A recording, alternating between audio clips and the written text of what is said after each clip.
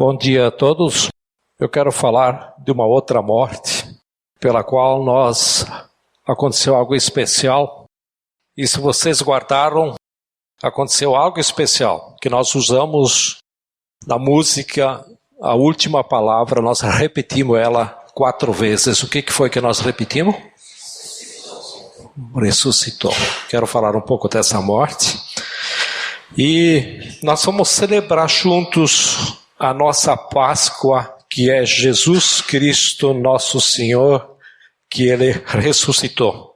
E eu quero que vocês abram suas Bíblias no segundo livro da Bíblia, do Velho Testamento, chamado Êxodo.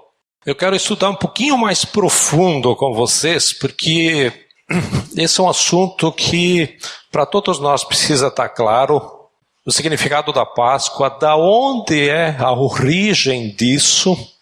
Eu sei que alguns já sabem, talvez para alguns é novidade, mas creio que, talvez não todos os anos, mas cada período em período, entre alguns anos, é bom nós lermos, lembrarmos, aprendermos, e especialmente pessoas que estão chegando, que são marcas que nós sempre vamos viver, né? E nessa narrativa, no livro de Êxodo, né, coloca o povo hebreu que já há 420 anos na escravidão do faraó no Egito. Michel falou sobre o deserto aqui. Esse povo vivia um deserto, né? Não solitário, no deserto mesmo, mas um deserto na escravidão por esse faraó. Então, um povo escravo, oprimido,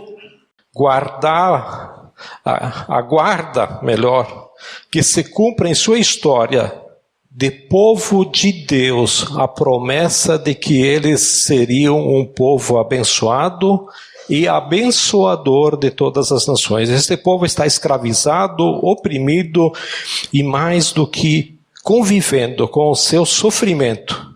Está olhando para os céus, se perguntando a respeito do seu Deus. Quando o povo de Deus está em opressão, está em cativeiro, está escravizado, não apenas o povo de Deus é questionado em sua identidade, mas principalmente o Deus do povo também se torna questionado. Se este povo tem um Deus, e este povo vive tamanha miserabilidade, miserável deve ser o seu Deus. É nesse contexto que nós vamos ler Êxodo capítulo 12, eu vou ler para vocês. É uma leitura um pouco extensiva, mas aqui começa no versículo 1 dizendo o seguinte: o Senhor disse a Moisés e a Arão no Egito: este deverá ser o primeiro mês do ano para vocês. Digam a toda a comunidade de Israel que no 10º dia deste mês, todo homem deverá separar um cordeiro ou um cabrito para a sua família, um para cada casa. Se uma família for pequena demais para um animal inteiro, deve dividi-lo com seu vizinho mais próximo, conforme o número de pessoas e conforme o que cada um puder comer. O animal escolhido será macho de 1 ano, sem defeito, e pode ser cordeiro ou cabrito. Guardem-no até o 14º dia do mês, quando toda a comunidade de Israel irá sacrificá-lo ao pôr do sol. Passe então um pouco do sangue nas laterais e nas vigas superiores das portas das casas, nas quais vocês comerão o animal. Naquela mesma noite comerão a carne assada no fogo, com ervas amargas e pão sem fermento. Não comam a carne crua, nem cozida em água, mas assada no fogo, cabeça, pernas e vísceras. Não deixem sobrar nada até pela manhã. Caso isso aconteça, queimem o que restar. Ao comerem, estejam prontos para sair, cinto no lugar, sandálias nos pés e cajado na mão. Comam apressadamente. Esta é a Páscoa do Senhor. Naquela mesma noite passarei pelo Egito e matarei todos os primogênitos, tanto dos homens como dos animais, e executarei juízo sobre todos os deuses do Egito. Eu sou o Senhor. O sangue será um sinal para indicar as casas em que vocês estiverem. Quando eu vir o sangue, passarei adiante. A praga da destruição não os atingirá quando eu ferir o Egito. Este dia será um memorial que vocês e todos os seus descendentes celebrarão como festa ao Senhor. Celebrem-no como decreto perpétuo. Agora vamos pular lá na frente, no versículo 21. Então Moisés convocou todas as autoridades de Israel e lhes disse: escolham um cordeiro ou um cabrito para cada família. Sacrifiquem-no para celebrar a Páscoa. Molhem um feixe de isopo no sangue que estiver na bacia e passem o sangue na viga superior e nas laterais das portas. Nenhum de vocês poderá sair de casa até o amanhecer. Quando o Senhor passar pela terra para matar os egípcios, verá o sangue na viga superior e nas laterais da porta e passará sobre aquela porta e não permitirá que o destruidor entre na casa de vocês para matá-los. Obedeçam a estas instruções como decreto perpétuo para vocês e para os seus descendentes. Quando entrarem na terra que o Senhor prometeu lhes dar, celebrem essa cerimônia. Quando os seus filhos lhe perguntarem o que significa esta cerimônia, respondam-lhe: é o sacrifício da Páscoa ao Senhor, que passou sobre as casas dos israelitas no Egito e poupou nossas casas quando matou os egípcios. Então o povo curvou-se em adoração. Depois os israelitas se retiraram e fizeram conforme o Senhor tinha ordenado a Moisés e a Arão. Então, à meia-noite, o Senhor matou todos os primogênitos do Egito, desde o filho mais velho do faraó, herdeiro do trono, até o filho mais velho do prisioneiro que estava no calabouço, e também todas as primeiras crias do gado. No meio da noite, o faraó, todos os seus conselheiros e todos os egípcios se levantaram. E houve grande pranto no Egito, pois não havia casa que não tivesse um morto. Naquela mesma noite, o faraó mandou chamar Moisés e Arão e lhes disse: saiam imediatamente no meio do meu povo, vocês e os israelitas vão prestar culto ao Senhor como vocês pediram. Esta festa da Páscoa foi assim celebrada entre os hebreus aproximadamente durante 1500 anos. Até que Jesus Cristo apareceu na Palestina, e a palavra de Deus diz em João 1:29, vocês não precisam abrir, que diz: no dia seguinte, João viu Jesus aproximando-se e disse: vejam, este é o Cordeiro de Deus que tira o pecado do mundo. Jesus é apresentado e inicia a sua peregrinação pública como Cordeiro de Deus que tira o pecado do mundo. No último momento que Jesus tem com seus discípulos, um momento de privacidade e intimidade no Evangelho de Lucas 22, de 7 até 20, diz o seguinte, que fala sobre a ceia do Senhor. Lucas 22, do 7 até 20. Finalmente chegou o dia dos pães sem fermento, no qual devia ser sacrificado o cordeiro pascal. Jesus enviou Pedro e João dizendo: vão preparar a refeição da Páscoa. Onde queres que a preparemos? Perguntaram eles. E ele respondeu: ao entrarem na cidade, vocês encontrarão um homem carregando um pote de água. sigam-no até a casa em que ele entrar, e digam ao dono da casa: o mestre pergunta, onde é o salão de hóspedes no qual poderei comer a Páscoa com os seus discípulos? Ele lhes mostrará uma ampla sala no andar superior, toda mobiliada. Façam ali os preparativos. Eles saíram e encontraram tudo como Jesus lhe tinha dito. Então prepararam a Páscoa. Quando chegou a hora, Jesus e os seus apóstolos reclinaram-se à mesa. E lhes disse: desejei ansiosamente comer esta Páscoa com vocês antes de sofrer. Pois eu lhes digo, não comereis dela novamente até que se cumpra o reino de Deus. Recebendo um cálice, ele deu graças e disse: tomem isto e partilhem uns com os outros, pois eu lhes digo que não beberei outra vez do fruto da videira até que venha o reino de Deus. Tomando o pão, deu graças, partiu e o deu aos discípulos, dizendo: isto é o meu corpo dado em favor de vocês, façam isto em memória de mim.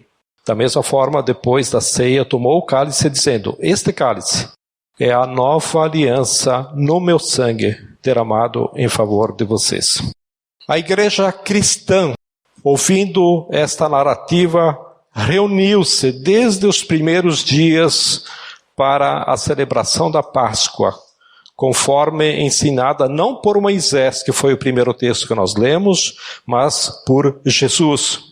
E por isso o apóstolo Paulo fala aos Coríntios no capítulo 11, ele escreve à igreja da cidade de Corinto, regulamentando, esclarecendo e instruindo a igreja de Corinto para o momento da celebração da Páscoa cristã. Eu poderia ler esse texto, mas eu não vou ler, porque vocês conhecem muito bem que é lido em todos os domingos que a gente celebra a ceia. Tá? Então, na verdade, a igreja cristã sempre teve dificuldade para compreender a ceia e a Páscoa ensinada por Jesus. Não apenas no seu entendimento, mas talvez, infelizmente, principalmente na sua conduta. Por isso que o apóstolo Paulo, na sua carta aos Coríntios 5, ele exorta os cristãos daquela cidade com as seguintes palavras. O capítulo 1 Coríntios 5, 6, 7 e 8 diz o seguinte: o orgulho de vocês não é bom. Vocês não sabem que um pouco de fermento faz toda a massa ficar fermentada? Livrem-se do fermento velho para que sejam massa nova e sem fermento, como realmente são. Pois Cristo, nosso Cordeiro Pascal, quer dizer o Cordeiro da Páscoa, né? Cristo, nosso Cordeiro Pascal, foi sacrificado. Versículo 8. Por isso, celebramos a festa não com o fermento velho, nem com o fermento da maldade e da perversidade, mas com os pães sem fermento, os pães da sinceridade e da verdade. A história da Páscoa é celebrada pelo povo hebreu por volta de mais ou menos 4.000 anos, conforme ensinada por Moisés. Nós celebramos a Páscoa conforme ensinada por Jesus. Durante aproximadamente 1.500 anos entre Moisés e Jesus, ou seja, entre a saída do povo do Egito até a morte e ressurreição de Jesus, o povo hebreu celebrou a sua Páscoa, sacrificando um cordeiro que é assado com ervas amargas, repartido na mesa e acompanhado do pão sem fermento. Fermento na Bíblia, ela representa o pecado e a maldade. E quando Paulo fala que um pouco de fermento faz toda a massa ficar fermentada, toda essa simbologia da maldade e do pecado, da perversidade, é oposto ao sacrifício do Cordeiro. E ao sangue do Cordeiro, que era aspergido sobre as portas e os umbrais das casas do povo hebreu no Egito, que isso estabelece para nós a nossa compreensão da Páscoa, né? Então eu gostaria que nesses próximos 15 minutos compreendamos toda a grandeza simbólica da Páscoa e da ceia memorial. Eu quero falar apenas sobre um aspecto da celebração da Páscoa. O simbolismo da Páscoa do Egito: opressão, escravidão, um povo oprimido. É liberto pelo braço forte do seu Deus. Esse Deus que antes estava até sobre júdices, logo liberta esse povo. E é o sinal da libertação. O sinal da libertação deveria ser o sangue de um cordeiro ou um cabrito de 1 ano sem pecado. Cabrito sem pecado, ou seja, sem mácula, sem manchas, um animal sem defeito. Um animal perfeito, né? Um cordeiro de 1 ano perfeito, sacrificado para que seu sangue identificasse as casas daqueles que seriam poupados do juízo. Este simbolismo do fato, né? Do fato da história do povo hebreu no Egito, de sua libertação, tem para nós uma relação espiritual do nosso cativeiro espiritual.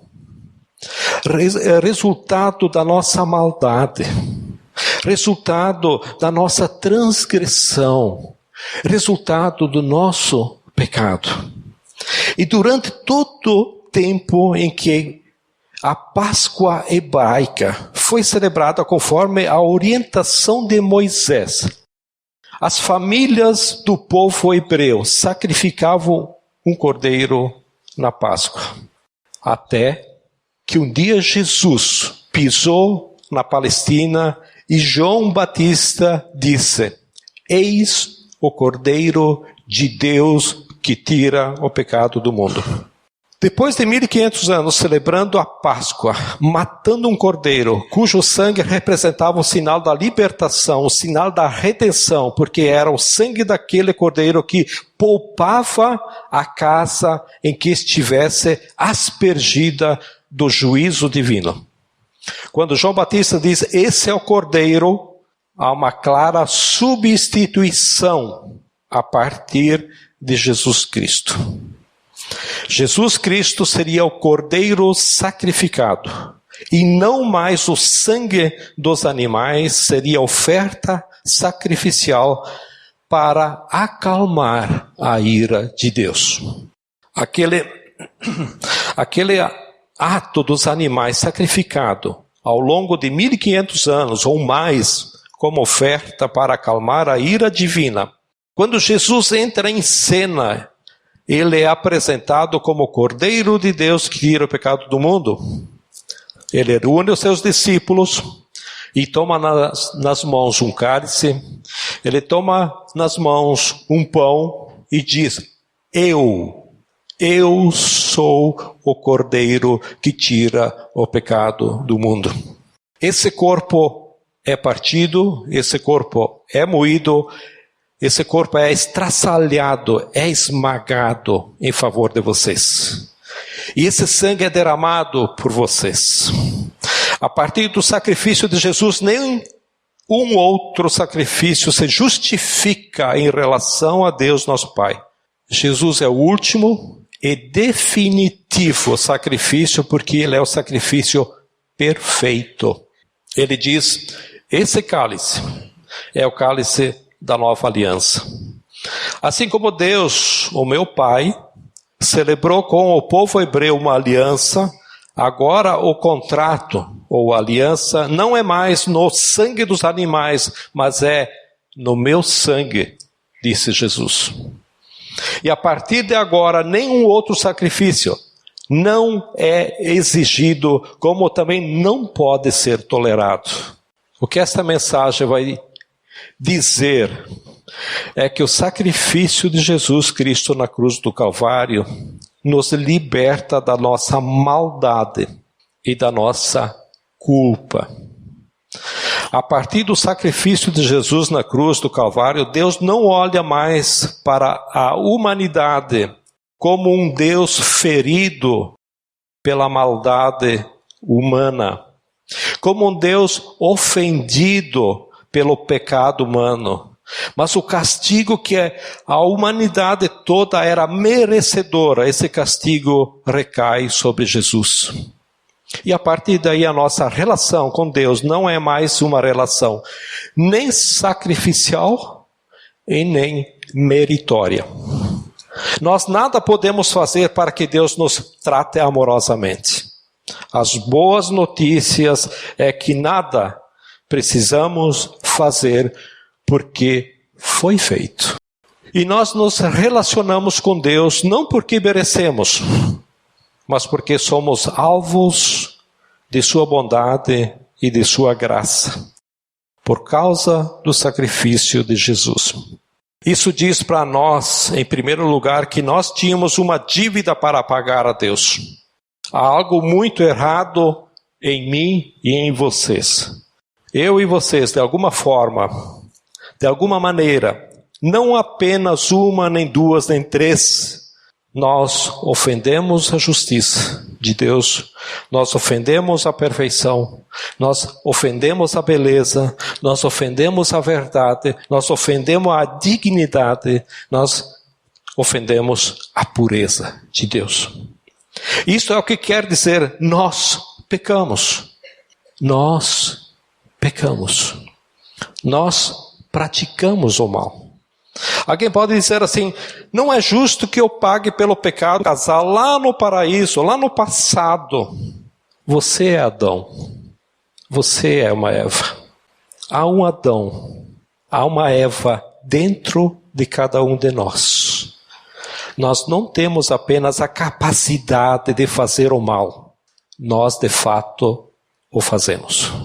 E, portanto, se somos merecedores de algo da parte daquele que é puro, perfeito, justo, digno, e que a Bíblia resume na expressão que nós cantamos há pouco aqui, Santo, Santo, Santo, nós merecemos ser tratados com a sua justiça perfeita e fatalmente nos esmagaria. Passa a ser o justiceiro divino sobre qualquer casa e qualquer ser humano, não o primogênito, qualquer ser humano, necessariamente haveria a morte nessa casa. Nenhum de nós merecia escapar do juízo.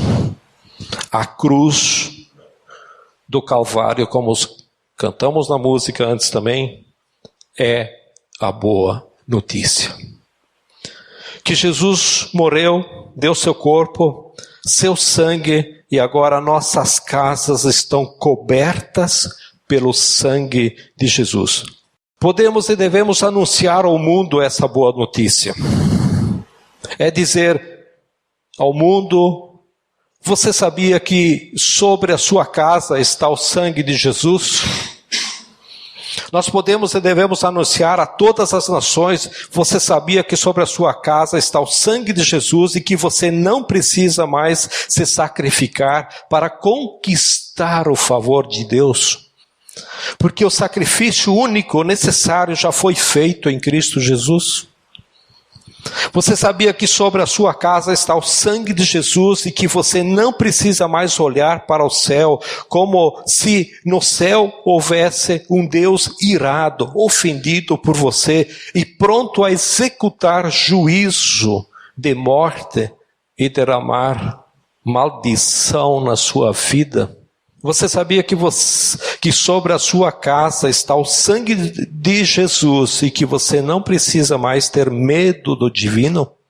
Você sabia que sobre a sua casa está o sangue de Jesus e que você está livre de qualquer cativeiro espiritual e que você não precisa continuar escravo de nenhum poder espiritual?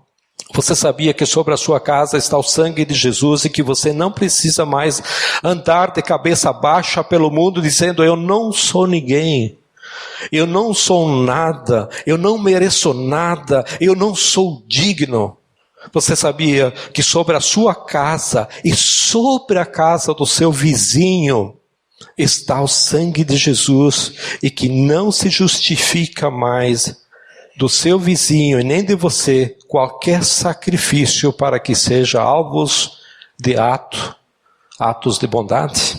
É isso que nós precisamos anunciar. Essa é a boa notícia. Mas nós não temos feito isso. Nós estamos dizendo às pessoas: olha, você precisa pintar o sangue de Jesus sobre a sua casa. Isso não é verdade.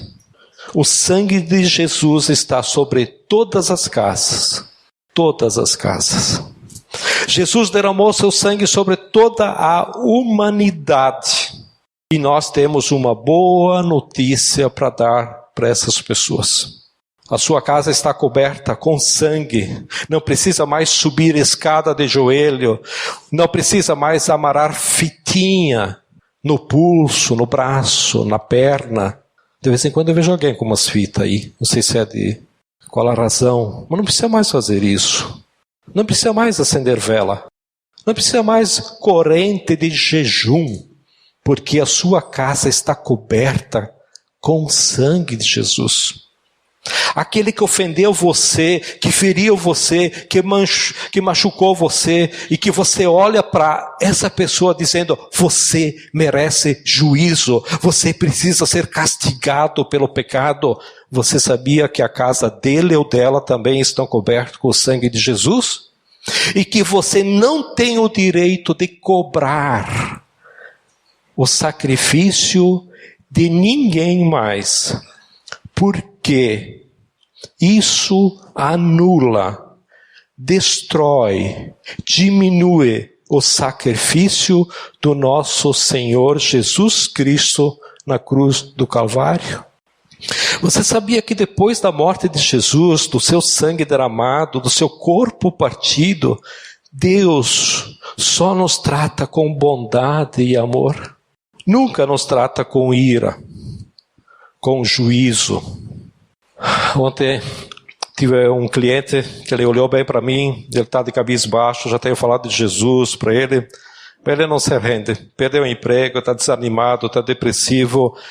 Ele olhou para mim e disse: Zé, posso fazer uma pergunta? Pode, fica à vontade. Deus castiga? Eu me lembrei disso aqui. Cara, Deus não castiga. Eu disse para ele: tu que está lutando e não quer ouvir a voz de Deus. Ele me disse: outra pessoa me falou a mesma coisa. E ele não quer ouvir. Você sabia que depois da morte de Jesus, eu vou repetir de novo, do seu sangue derramado, do seu corpo partido, Deus só nos trata com bondade e amor. Nunca nos trata com ira e com juízo. Deus só nos trata com compaixão e misericórdia. Isso na Bíblia atende pelo nome de graça. Você sabia que se em algum momento Deus ficasse irado com você e erguesse sua mão para disciplinar você com raiva e com ira do seu pecado, Jesus se levantaria e diria para o Pai: eu já levei esse bofete na cruz. A sua ira já foi descarregada sobre mim na cruz do Calvário. Você sabia que toda e qualquer pessoa que disser que Deus está com raiva de você, ou está castigando você, que está punindo você, que está cobrando de você o seu pecado, essa pessoa está mentindo. Porque essa pessoa está jogando fora a cruz do Calvário. E você sabia que por conta disso, não é legítimo que você cobre o pecado de ninguém? Ou exige a reparação da injustiça de qualquer pessoa contra você? A justiça já foi feita na cruz do Calvário. E como assim você recebe o perdão de Deus para a sua vida vocês também devem conceder ou dar perdão aos outros. O mundo, a partir da cruz do Calvário, é um mundo que só pode ser viabilizado nas classes da graça, da compaixão, da misericórdia e do perdão. Deus não nos cobra. O Filho já pagou. Você vai cobrar o quê? De quem? O Filho de Deus já pagou. O mundo agora é graça, é misericórdia, é compaixão, é perdão. Sabe qual é a minha e a sua grande dificuldade que a gente tem de perdoar os outros? É aquela sensação de que vai ficar por assim mesmo. Vai ficar por isso mesmo. Mas não ficou por isso mesmo, ficou na cruz. Ficou isso na cruz. Depois do sacrifício de Jesus, nenhum sacrifício mais é justificado, nem seu, nem de ninguém. Porque assim como o sangue de Jesus que nos cobre, aspergido e derramado sobre nós, faz com que Deus nos olhe e nos enxergue sem pecado, sem culpa, porque o sangue de Jesus nos purifica de todo pecado, diz a palavra de Deus. Quando Deus nos olha através desse sangue de Jesus, Ele nos vê puro, inculpáveis e irrepreensíveis. Nós cobertos pelo sangue, vamos imaginar a seguinte cena. Se levanta Satanás e diz assim: Deus, o Senhor viu o Zé, né? Viu o que ele aprontou lá, né? E Deus me olha através do sangue de Jesus e Ele diz: não vejo fraude, não vejo engano, não vejo pecado, não vejo culpa. Porque o sangue de Jesus, meu Filho, purifica essa pessoa de todo pecado. E da mesma forma, imagine a seguinte cena, que Satanás se levanta ao seu lado e diga assim: se você não der o dinheiro para o grupo, Deus vai mandar um gafanhoto e vai levar toda a sua renda. Se você não for íntegro, se você não andar na linha, Deus vai descer a mão sobre a sua vida e vai amaldiçoar a tua casa. E se você bobear, essa maldição ainda pega a terceira e quarta geração. Aí você olha para Deus e olha pelo sangue de Jesus que está sobre você e diz assim: não vejo Deus irado, não vejo Deus ofendido, não vejo se levantando contra mim. Eu vejo a boa mão de Deus estendida sobre a minha cabeça, eu vejo a graça de Deus derramada sobre a minha casa, eu vejo o amor de Deus me chamando para andar com Ele. É assim. Esse é o efeito do sangue de Jesus. Esse é o efeito da cruz do Calvário. Isso precisa ser entendido primeiro por nós. Depois levarmos essa boa notícia para as pessoas. É isso que nós celebramos hoje de manhã. O sangue de Jesus, o Filho de Deus, é o sacrifício único e definitivo para estabelecer a paz, não apenas entre os homens e o seu Deus, Deus e o seu povo, mas entre todos nós que conhecemos esse sangue. Portanto, a palavra inimizade, o distanciamento, o julgamento, a cobrança, o olhar incriminatório, a condenação, ela não cabe diante da mesa do Senhor. Porque Jesus Cristo veio para celebrar a Páscoa.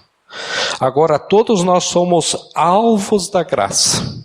E uns aos outros nos tratamos com graça. Quando você chegar diante de alguém, estenda a mão e diga: ei, eu sei que não mereço, mas me dê um abraço.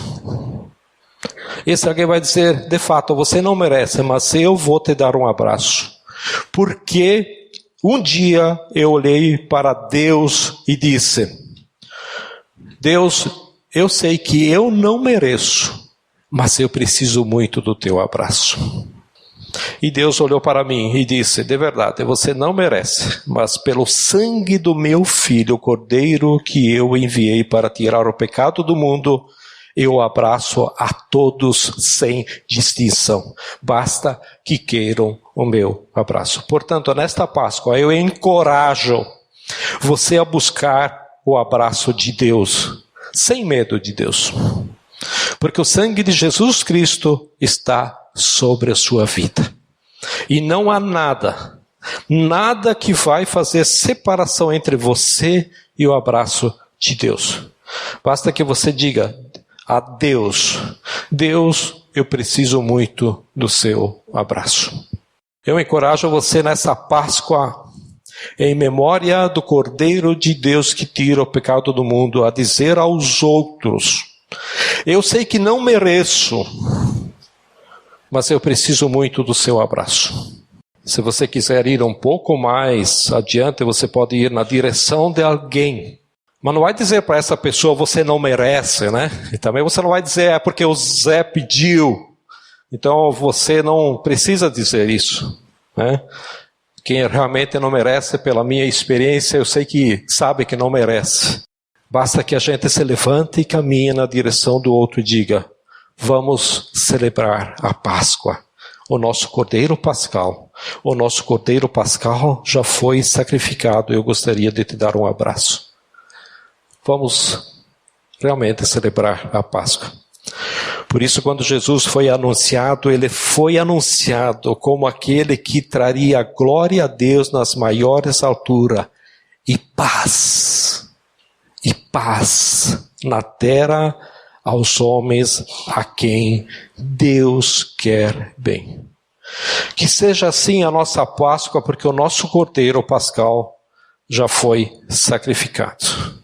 Eu quero convidar a cada um de vocês que tenha Jesus como Senhor e Salvador, plena convicção de que um dia você teve essa experiência com Cristo pelo fato do seu sangue estar sobre você, sobre a sua casa, mas em especial sobre você, a participar dos elementos da ceia. Nós temos uma mesa um pouco mais arrumada hoje, simbolizando um pouco esse momento da Páscoa, da ceia de Cristo.